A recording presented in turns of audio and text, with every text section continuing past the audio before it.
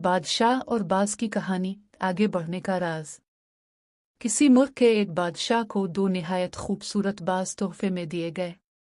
वो परिंदे बेहद दिलकश और नायाब नस्ल के थे। बादशाह ने अपनी जिंदगी में ऐसे शानदार परिंदे पहले कभी नहीं देखे थे। वो उनकी खूबसूरती और जलाल से बहुत मुतासिर हुआ और चाहता था कि वो आसमान में बुलंद परवाज करें और उसकी सल्तनत की शान बढ़ाएं। बादशाह ने फौरन अपने बेहतरीन मुलाजिम को हुक्म दिया कि वो उन बाजों की तरबियत करे और उन्हें उड़ने के काबिल बनाए। मुलाजिम ने दिल और जान से उनकी देखभाल की, उनके खाने पीने और आराम का खास ख्याल रखा। कुछ ही दिनों में एक बाज पूरी कुव्वत से उड़ने लगा।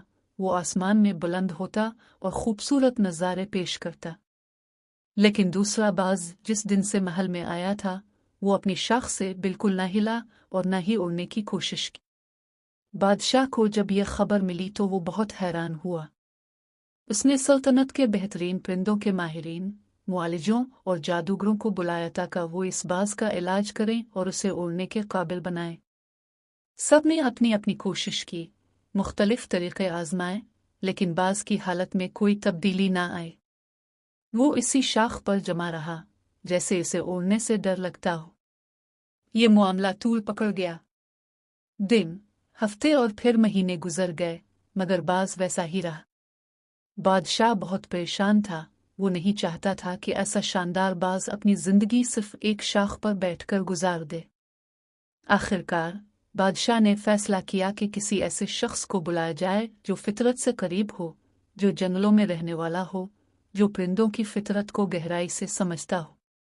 बादशाह ने अपने मुशीरों को हुक्म दिया कि ऐसा शख्स तलाश करो जो जिंदगी का ज्यादातर हिस्सा कुदरत के करीब जंगलात में गुजार चुका हो। कुछ ही दिनों बाद एक आम सा किसान दरबार में पेश किया गया। वो बादशाह के सामने झुका और बादशाह ने इससे पूछा, क्या तुम इस बाज को उड़ा सकते हो? किसान ने अदब से जवाब दिया, बादशाह सलामत, मैं कोशिश कर सकता हूँ। अगले दिन सुबह बादशाह ने महल के बाग में वो हैरान कुन मंजर देखा जिसका वो महीनों से इंतजार कर रहा था। वो बाज जो कभी अपनी शाख से न हिलता था, वो पूरे जोश व खुरूश के साथ आसमान में परवाज कर रहा था। वो बुलंद से बुलंद होता जा रहा था, जैसे वो हमेशा से इसी आज़ादी का मुतलाशी था।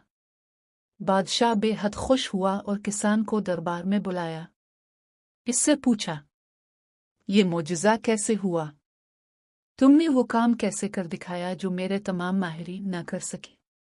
किसान मुस्कुराया और निहायत सादगी से जवाब दिया, बादशाह सलामत, मैंने कुछ खास नहीं किया। मैंने सिर्फ वो शाख काट दी जिस पर वो बाज बैठा था। जब इसके पास बैठने की कोई जगह ना रही तो इसने अपने पर फैलाए और उड़ गया। हकीकी सबक। ये कहानी हमें जिंदगी का एक बड़ा सबक देती है। अक्सर हम अपनी आरामदेह जगहों पर बैठे रहते हैं और आगे बढ़ने की कोशिश नहीं करते। हमारे अंदर उड़ने की ताकत होती है, मगर खौफ और सुस्ती हमें रोके रखती है। हमें सिर्फ एक धक्का चाहिए, एक मौका चाहिए जो हमें मजबूर करे कि हम अपनी हदों से बाहर निकलें और अपनी मुकम्मल सलाहियतों को इस्तेमाल करें।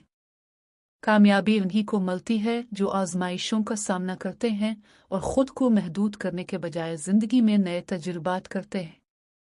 अपनी ज़िंदगी की शाख उसे चिमटे रहने के बजाय ख़ुद को आज़ाद करें, अपनी ताकत को पहचानें और आसमान की वसअतों में परवाज़ करें।